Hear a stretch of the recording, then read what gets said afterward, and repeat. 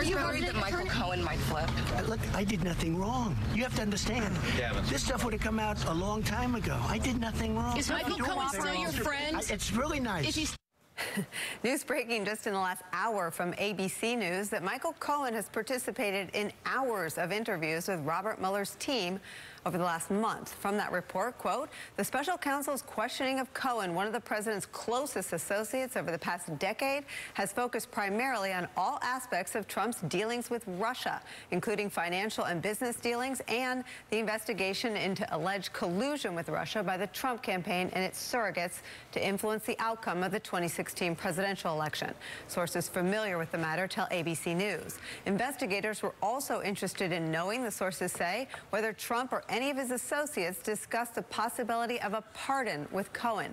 Joining the conversation is former U.S. Attorney and former Deputy Assistant Attorney General Harry Litman. Harry, what do you make of the fact that now that Michael Cohen is availing himself to the Mueller probe, to the Southern District of New York, that there is basically an open floodgate of all of Donald Trump's business dealings and all and anything that Michael Cohen may have witnessed on the campaign when it comes to intersections or efforts to coordinate with Russia?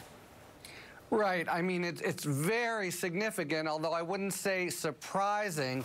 There had been some speculation maybe Mueller isn't interested in talking to Cohen, but he obviously has this wealth of information on Russia. Also on the financial side, where ABC also reports that he's cooperating with the New York Attorney General. It's pretty huge. He and also, as with Manafort, Mueller holds all the cards right now.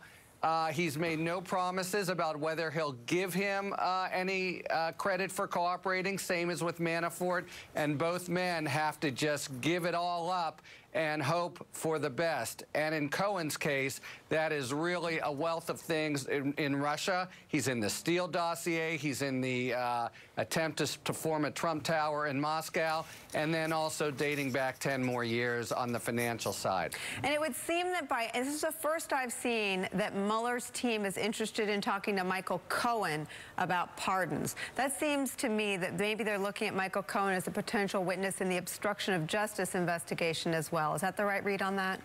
I think, and more generally, they endorse the proposition that holding out the hope of a pardon or dangling a pardon is a potential obstruction of justice. That's a theory that applies to multiple witnesses, starting with Steele and moving forward, including Manafort. So if they've endorsed that theory, it's going to get a lot of play probably in the report.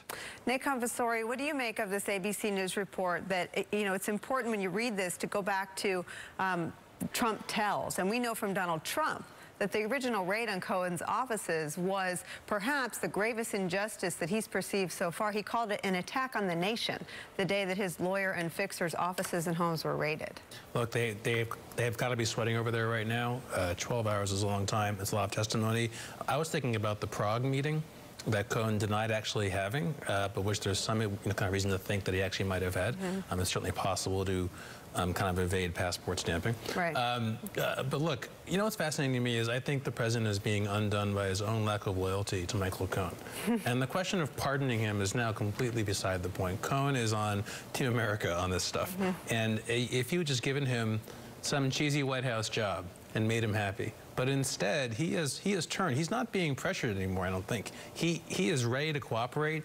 He is going for it, and that's got to be terrifying to the White House. Yeah, that's an interesting point, Elise. He has now availed himself through media reports and through an attorney, as has been reported, to try to help bring down the president if he has participated in a conspiracy with Russia to affect the election, and if you believe the ABC reporting on the pardon, to help them make their obstruction of justice case. Well, I agree with Nick that a man who is rejected, like Michael Cohen, is far more dangerous than one who feels like he still has something to gain from this situation. He saw nothing left to gain from Donald Trump and just the totality of the terrible treatment that Trump had heaped upon him. And also just, why couldn't Donald Trump pay his legal bills?